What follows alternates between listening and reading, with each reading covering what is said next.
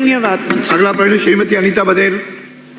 प्रश्न संख्या 388। माननीय अध्यक्ष महोदय, मेरे को प्रश्न का जवाब मिल गया है। सिर्फ मैं माननीय मंत्री महोदय से इतना जानना चाहती हूँ कि मैंने जो प्रश्न का खंड 2 है उसमें पूछा था कि डीपीआर कब तक तैयार कर ली गई।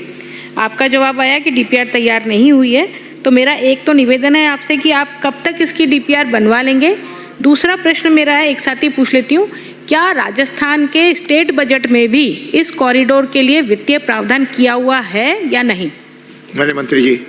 माननीय अध्यक्ष महोदय, माननीय सदस्य ने जो पूछा, ये जो प्रोजेक्ट है इसको हमने भारत सरकार को स्वदेश 2.0 में भेज रखा है, आगे भेजा है और पूरी संभावनाएं है कि उसमें सैंक्शन होगा और उसके बाद ही इसकी डीपीआर बनाने का कार्य होगा। जब केंद्र सरकार को भेजा जाता है तो पहले पीपीआर बनाई जाती है, क्योंकि डीपीआर में एक तो बजट भी ज़्यादा होता है डीपीआर बनाने में, और जब एक बार वो सैंक्शन हो जाए उसके बाद ही उसकी डीपीआर बनाएंगे।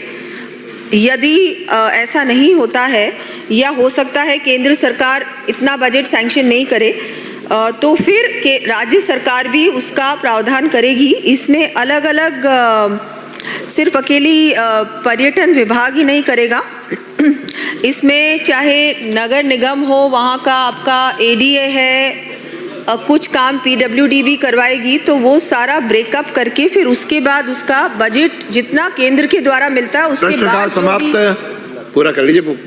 जो भी उसके बाद होगा वो राज्य सरकार बिल्कुल बेयर करेगी। माननीय सदस्य, मैं स्थगन प्रस्ताव पर व्यवस्था दूं।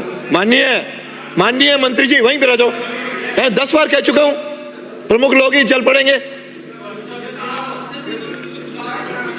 बोलो मत, ये मेरा काम है। स्थगन प्रस्ताव पे व्यवस्था दूं, उसके पहले